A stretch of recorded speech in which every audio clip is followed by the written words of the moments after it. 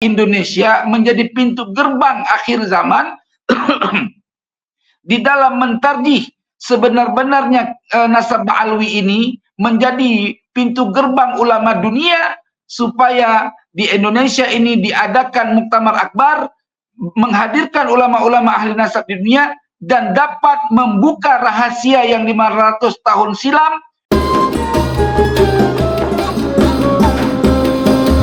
Terkait masalah kok persoalan pernasaban ini tidak kunjung selesai, sebetulnya kalau kita mau berpikir panjang,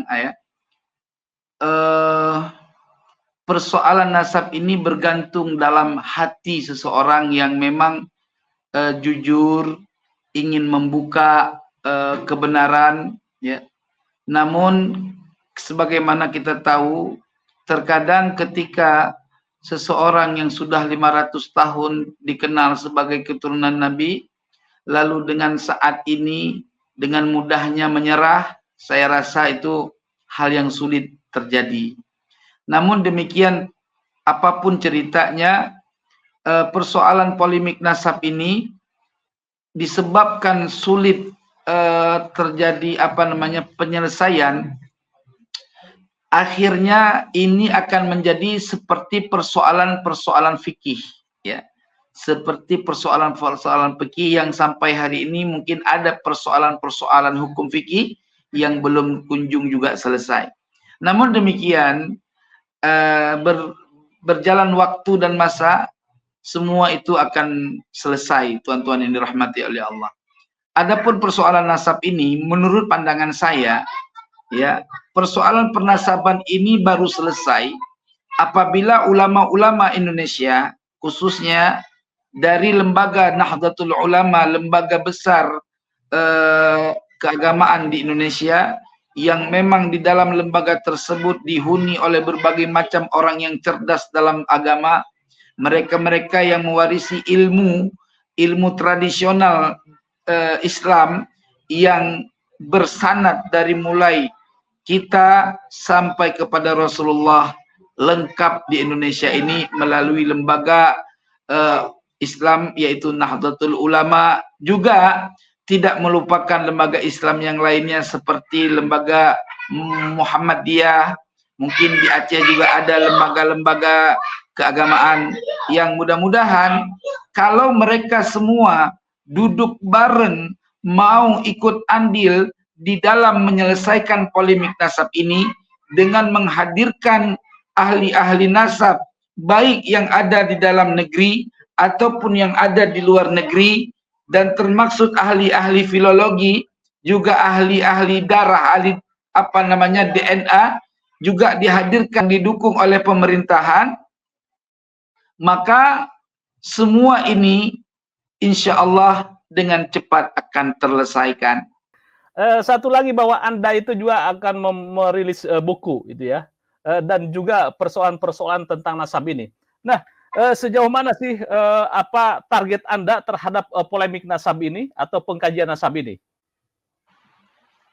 Target saya untuk polemik nasab ini adalah sebagaimana sebenarnya targetnya orang-orang pada umumnya yang dari awam bahkan yang punya ilmu, targetnya adalah terungkap suatu kebenaran.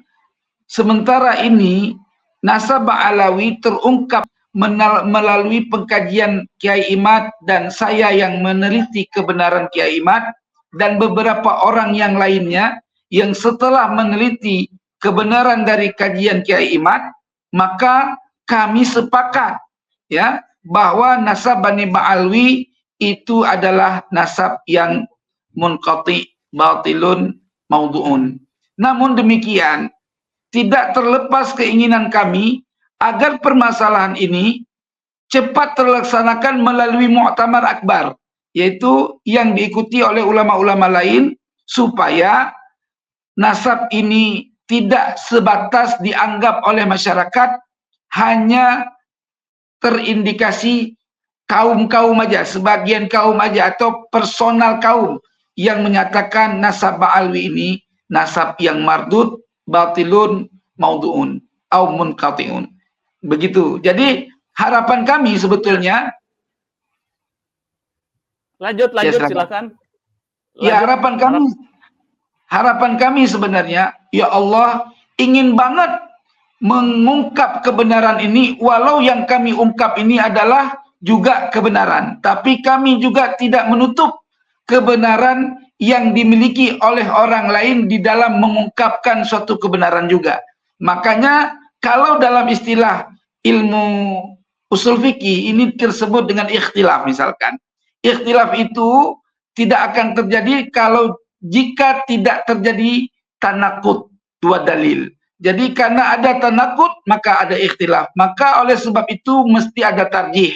Maka semoga ulama Indonesia menjadi pintu gerbang akhir zaman di dalam mentarjih sebenar-benarnya nasab Ba'alwi ini menjadi pintu gerbang ulama dunia supaya di Indonesia ini diadakan muktamar akbar menghadirkan ulama-ulama ahli nasab di dunia dan dapat membuka rahasia yang 500 tahun silam bahwa Ba'alwi ini baik nasabnya palsu dari keputusan kami ataupun nasabnya sahih dari keputusan nanti bila mana memang sahih.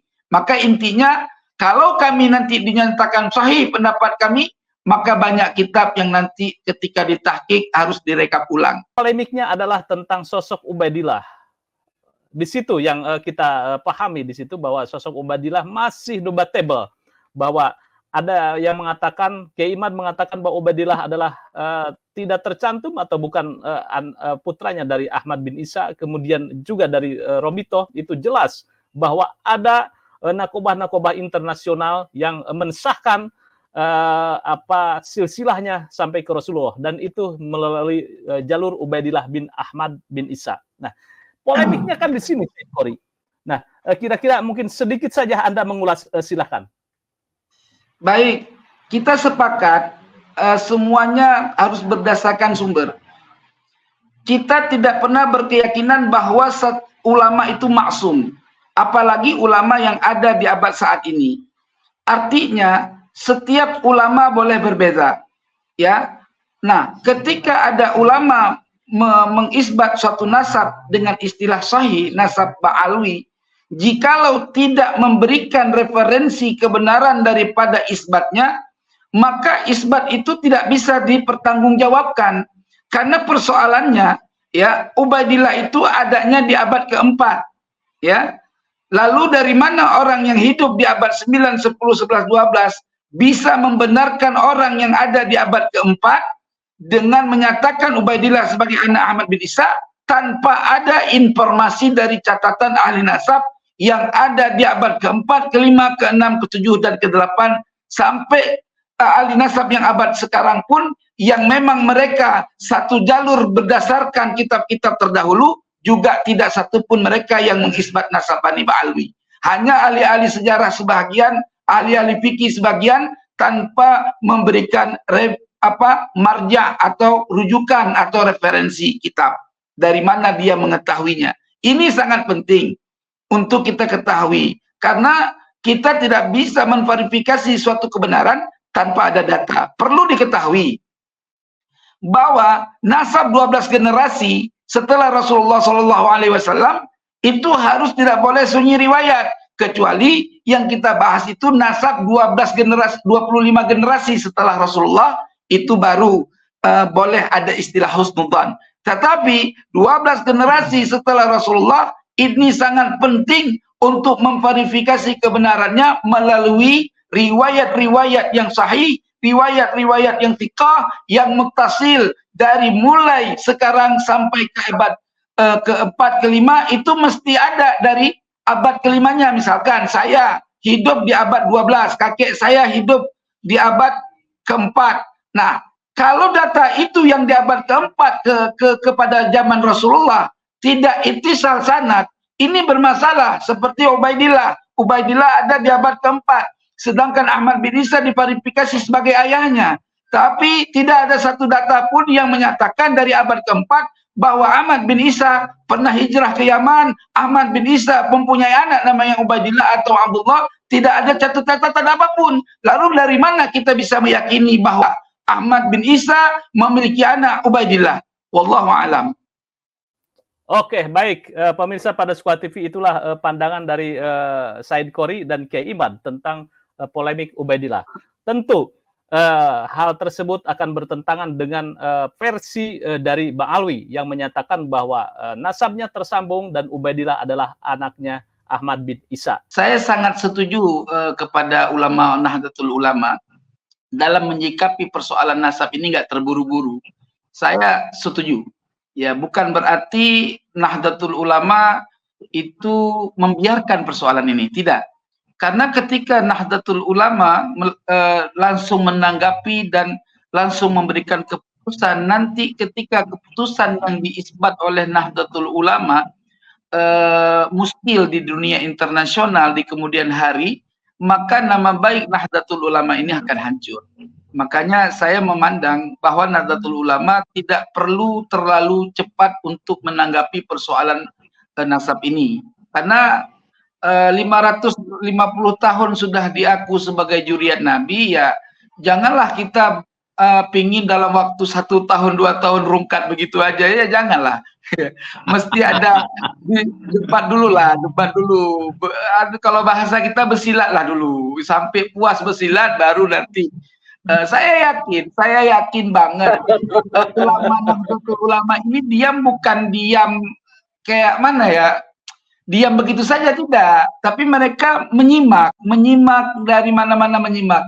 Hanya saja tugas kita untuk membuat persoalan nasab ini selesai itu harus dimulai dari tingkat bawah. Jadi NU bawah ini dari mulai PC atau MWC atau PC ya, itu melakukan diskusi. Jadi Kiai Iman diundang dari bawah lah dulu, nanti baru mulai pondok pesantren, sudah intisar keputusan bersama semuanya, baru ada diskusi tertutup antara ulama-ulama internasional, ahli-ahli nasab juga. Jangan langsung diskusi terbuka, tertutup dulu nanti. Ya artinya pelan-pelan memberikan suatu keputusan. Ulama dulu saya ingat ya, Afwan ini saya mohon maaf, ketika Aceh ya, meminta fatwa ulama Mekah ya untuk berperang melawan Belanda pada masa itu, di antaranya adalah Tengku Ci di Tirau. Waktu itu beliau ada di Mekah bersama Syekh Nawawi Al-Bantani. Kebetulan guru mereka sama, yaitu Syekh Abu Bakar Syatta, pengarang kitab apa namanya, kitab I'anatul Talibin ya. Pada saat itu masih hidup ulama hebat seperti Imam Dahlan ya, pengarang kitab Mukhtasar Jidan. Nah, ketika pertanyaan ulama Aceh untuk melakukan jihad, apakah perang Aceh melawan Belanda itu jihad atau tidak, itu ulama Mekah enggak langsung berikan satu jawaban. Mereka bermusyawarah sesama ahli-ahli ilmu, kurang lebih 3 bulan baru keluar fatwa, kalau nggak salah saya dapat nukilan. 3 bulan baru keluar fatwa bahwa perang Aceh adalah jihad fisabilillah. Maka pada saat itu kembalilah Tengku Ci di Tiro untuk mengikrarkan perang sabil itu. Nah, jadi intinya kita ahli sunnah wal jamaah dalam menetapkan sesuatu, biarlah ini bergulir di kalangan bawah dulu, biar panas, biar seru, biar mantap, nanti baru muncul internasional, begitu kira-kira.